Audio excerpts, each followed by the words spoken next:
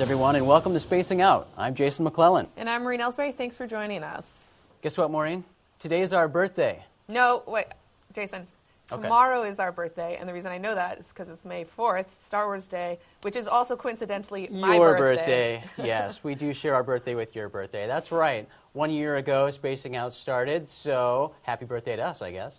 Maureen and I will be talking later in the show about the film Sirius, and Alejandro Rojas will talk to us about his recent interview with the film's producer and with Stephen Greer.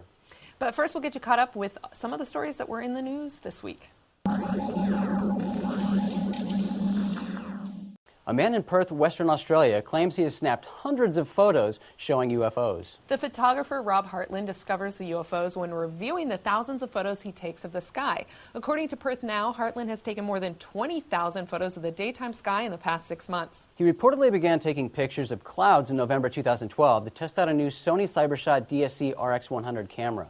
But when he reviews the photos on his computer, he started noticing unidentified objects in some of the shots. Hartland, who reportedly has a PhD in biochemistry, claims to have identified a dozen different UFOs of varying shapes, including round, square, and saucer-shaped UFOs.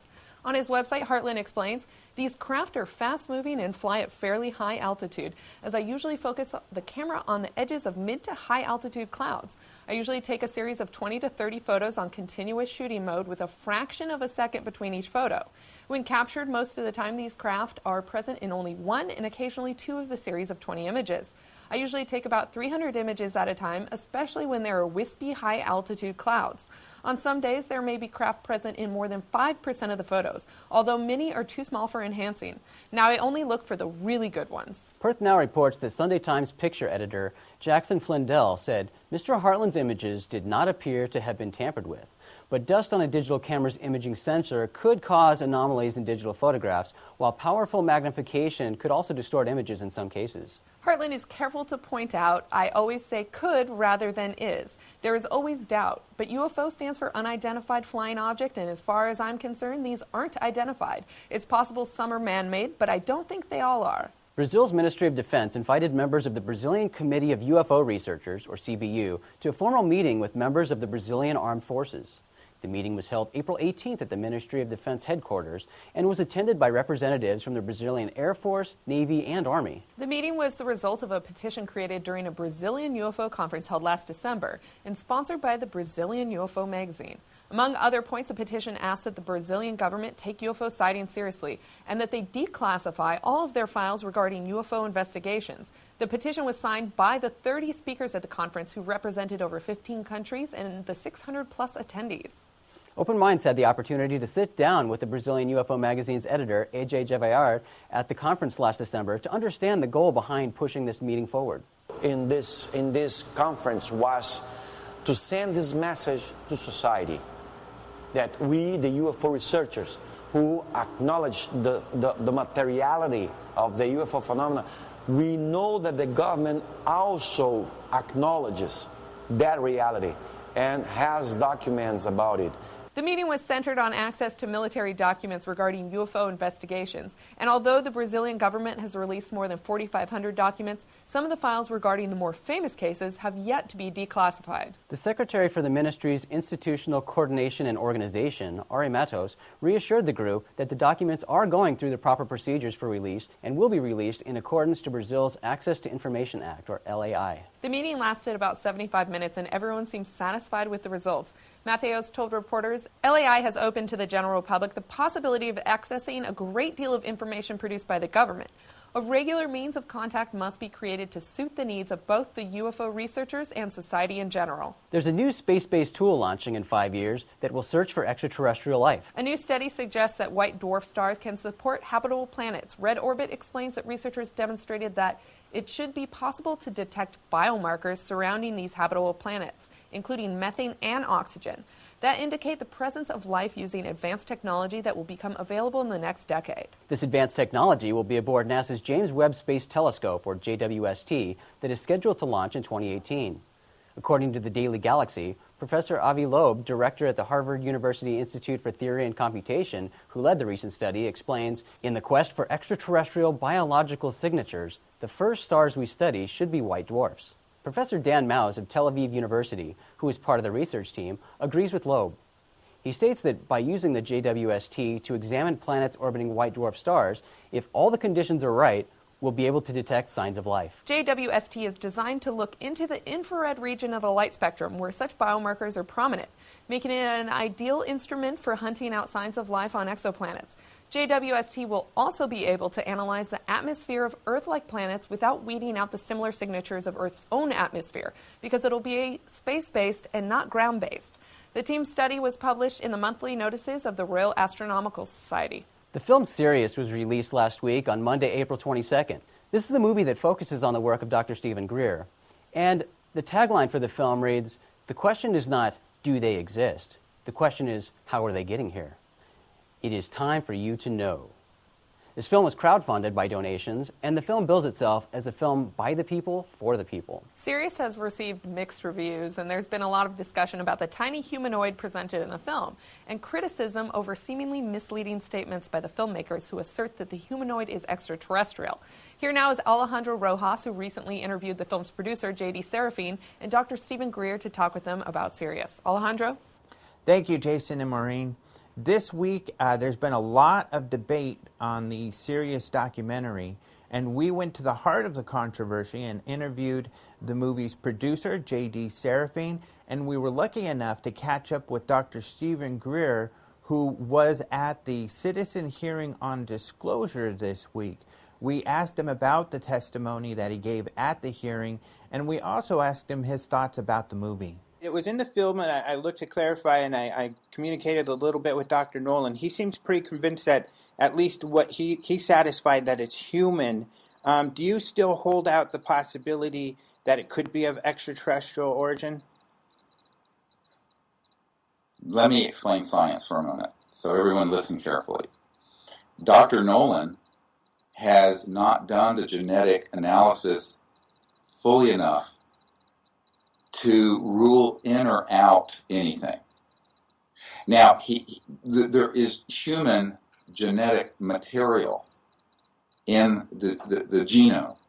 However, the genes that would control for dwarfism, this is a 6 to 8 year old, according to the world's expert on this, Dr. Lockman at Stanford. So if it's a 6 to 8 year old child, how did it live for 6 to 8 years in the remote Atacama Desert, probably in the 1800s or earlier? J.D. Serafine, the producer of the movie, also talked to me about how he met Dr. Stephen Greer and what inspired him to make the movie. How did you first become aware of Dr. Greer and his work? It was, interestingly enough, there was a project that RMRD has developed that him and I were working on actually about a year ago, a little more than a year ago, that was involving similar subject matter. And they had approached Dr. Greer to be a consultant on the film because of his background and experience as, one of the more respected researchers in the field. And it just turned out Dr. Greer wanted to do a documentary. And, we thought, we definitely, in the initial meeting, and Arm can tell the story a little better than I can, but essentially Arm was like, you should do a documentary. And Dr. Greer was like, I want to do a documentary. So we decided to move forward and to, after some back and forth and figuring out how we were going to get it off the ground, decided to give crowdfunding a try, which was obviously, very successful, most highly, the highest amount of money raised for a documentary crowdfunding yet. The Atacama humanoid has been a controversial topic, and I asked Dr. Greer some of the tougher questions around it. You can watch both of these full-length interviews on our YouTube channel.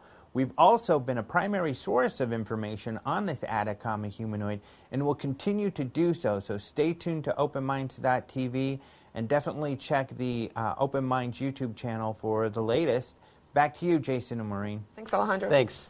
So Maureen and I had a chance to watch this film, and Maureen, we haven't talked about it yet, but what are your general initial thoughts about the film?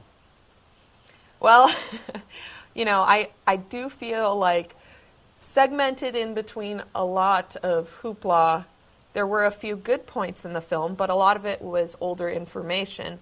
I think that a lot of the more disclosure stuff they had in there was interesting. However, I do think there was a lot of hype. It did seem like an advertisement for CSETI. Yeah, that's my impression. It did seem more of an advertisement for the various projects that Stephen Greer's involved in, and an ad for CSETI, for sure. They really hyped that up. I know there are a lot of people who have contacted us, and we've seen a lot of people who did participate in funding this project. They feel kind of gypped. Yeah. Because they put in money to this project. As we said, they built it as really pushing forward this greatest story that's never been told, and pushing out new information and trying to appeal to the general public to present some of this incredible information that exists. But I think the film fell really short in doing that. They kind of glossed over some of the really important information that could appeal to a mainstream crowd, Right. and focused a lot on the CE5 and the different things that Stephen Greer does, and focused a lot on Stephen Greer as a person, and really pumped up the drama and the fear he has that people are going to try to take him out because of what he knows, and also talking about the military-industrial complex and hinting that other people have been assassinated for what they know or what they've said. So there's a lot of really playing on fear added to this movie too, without a lot of content. And that's gonna be really the tough part, is the idea that the CE5 stuff and the meditating in the desert and calling in UFOs, well, that's going to be really hard for the general public to swallow. Right. And yeah, a lot of people are complaining that, I mean, this was, I think, the top documentary for donations. Supposedly all the proceeds from this film are going to fund a free energy lab for Dr. Greer.